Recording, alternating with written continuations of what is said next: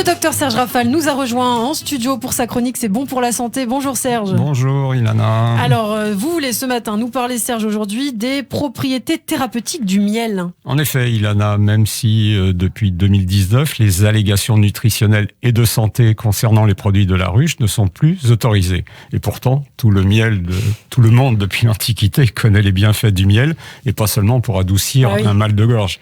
Il a d'ailleurs encore été largement utilisé en médecine jusqu'à la Deuxième Guerre mondiale, abandonné progressivement pour des produits plus modernes, plus innovants, plus stables. Et ce qu'il faut dire, c'est que c'est d'abord un aliment très énergétique. En effet, car c'est un sucre facilement absorbable. On dit maintenant un index glycémique élevé. Il contient 75 grammes de sucre et apporte donc un peu plus de 300 calories pour 100 grammes. Bon, alors, quelles sont les propriétés thérapeutiques du miel ? On l'a redécouvert ces dernières années pour le traitement des plaies où il se montre d'une grande efficacité. Par sa concentration en sucre simple, il élimine les débris nécrotiques du lit de la plaie, absorbe la lymphe et les débris bactériens. Les polyphénols qu'il concentre réduisent l'inflammation, calment la douleur, lui confèrent un pouvoir antibactérien, même sur le staphylocoque doré.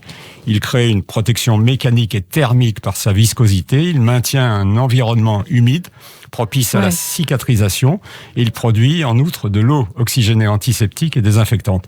Et enfin, il réduit les odeurs en empêchant le développement des bactéries responsables de la surinfection. Et cet effet s'obtient avec n'importe quel miel ? Non, pas le miel de nos étagères qui peut être pollué selon son origine ou dénaturé par le procédé d'extraction. Il faut un miel à usage médical, c'est-à-dire stérile et parfaitement stabilisé. Alors, comment choisir son miel pour les indications plus classiques ? Ça, quand vous allez faire vos courses, vous voyez, il y a beaucoup de variétés de miel. Alors, le miel d'acacia, c'est un régulateur intestinal. Il est recommandé pour les jeunes enfants. Le miel d'eucalyptus, en cette période, aide à calmer la toux. Le miel de châtaignier est un bon cicatrisant. Le miel de lavande est apaisant, il favorise le sommeil. Le miel de sapin, parfois indiqué de forêt ou miel de montagne, est antiseptique, respiratoire et urinaire. Le miel de thym est anti-infectieux et tonique général.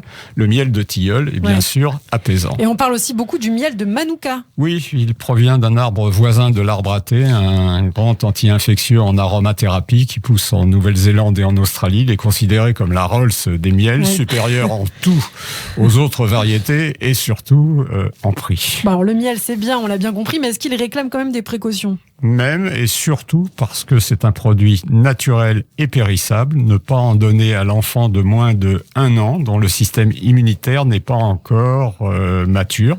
Et attention bien sûr à son index glycémique élevé. C'est l'équivalent de la confiture qui incite à limiter les quantités.